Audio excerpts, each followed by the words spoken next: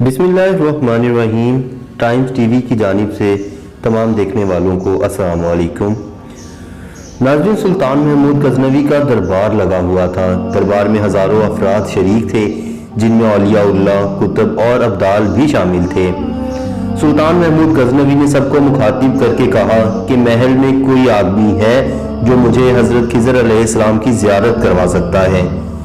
سب خاموش رہے، مگر محفل میں ایک شخص بولا، جناب میں زیارت کروا سکتا ہوں، مگر میری کچھ شرائط ہوں گی۔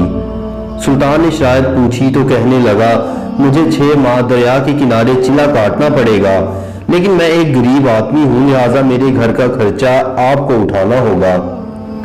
سلطان نے شرائط منظور کی اور اس آدمی کو چلے کے لیے بھیج دیا، اور اس آدمی کے گھر کا خرچہ بادشاہ کے ذمہ ہو گیا۔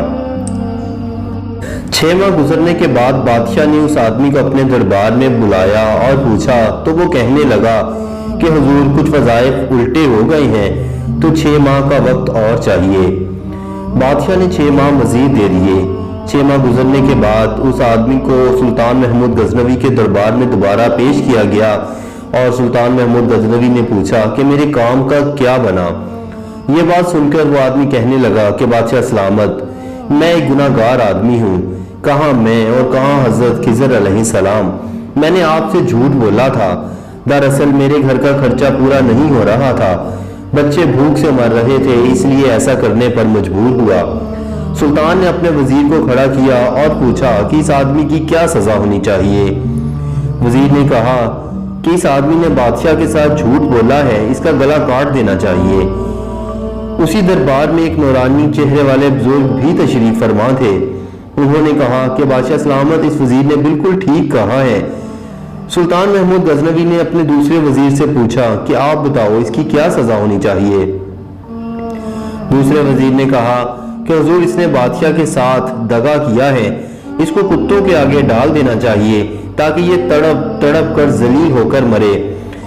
دربار میں بیٹھے اسی نورانی چہرے والے بزرگ نے کہا کہ بادشاہ سلامت، یہ وزیر بھی بالکل ٹھیک کہہ رہا ہے۔ آخر میں سلطان نے اپنے پیارے غلام ایاز سے پوچھا کہ ایاز تم کیا کہتے ہو؟ ایاز نے کہا کہ بادشاہ سلامت، آپ کی بادشاہی سے 1 سال ایک غریب کے بچے پلتے رہے، مگر آپ کے خزانے میں کوئی کمی نہیں آئی، اور نہ ہی اس کے جھوٹ سے آپ کی شان میں کوئی فرق پڑا۔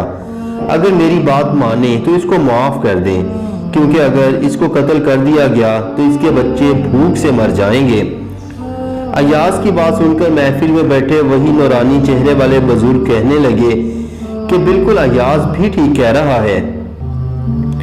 سلطان محمود غزنوی نے اس نورانی چہرے والے بزرگ کو اپنے پاس بلایا اور پوچھا کہ آپ نے ہر وزیر اور ایاز کے فیصلے کو درست کہا، اس کی کیا وجہ ہے کہ آپ سب کے فیصلوں کو درست مانتے ہیں؟ نورانی چہرے والے بزرگ کہنے لگے کہ بادشاہ سلامت، پہلے نمبر پر آپ نے جس وزیر سے پوچھا اور اس نے گلا کاٹنے کا مشورہ دیا، تو وہ وزیر ذات کا قصائی ہے، اور قصائی کا کام تو گلے کاٹنا ہی ہوتا ہے۔ اس نے آپ کو اپنے خاندان کا رنگ دکھایا، اس میں غلطی اس کی نہیں، غلطی آپ کی ہے کہ آپ نے ایک قصائی کو اپنا وزیر بنایا۔ دوسرے نمبر پر جس وزیر نے آپ کو کہا کہ اس کو کتوں کے آگے ڈال دیا جائے، تو اس وزیر کا والد بادشاہوں کے کتے نہلایا کرتا تھا، کتوں سے شکار بھی کھیلتا تھا، تو اس نے آپ کو اپنا خاندانی رنگ دکھایا، کیونکہ اس کے خاندان کا کام ہی کتوں کا شکار ہے۔ یہاں بھی غلطی اس کی نہیں، غلطی آپ کی ہے۔ ایک ایسے شخص کو وزارت دے دی جائے تو ایسا ہی ہوگا، لوگوں کے گلے ہی کٹیں گے۔ آخر میں جو فیصلہ آیا کہ ایاز نے کہا اسے معاف کر دو، تو سلطان محمود غزنوی سنو، ایاز ایک سید زادہ ہے، اور سید کی یہ شان ہے کہ وہ اپنا سارا خاندان کربلا میں ذبح کروا دیتا ہے، مگر بدلہ لینے کا سوچتا بھی نہیں۔ سلطان اپنی کرسی سے اٹھ کھڑا ہوا اور ایاز سے مخاطب ہو کر بولا، ایاز تم نے مجھے آج تک کیوں نہیں بتایا کہ تم سید زادے ہو؟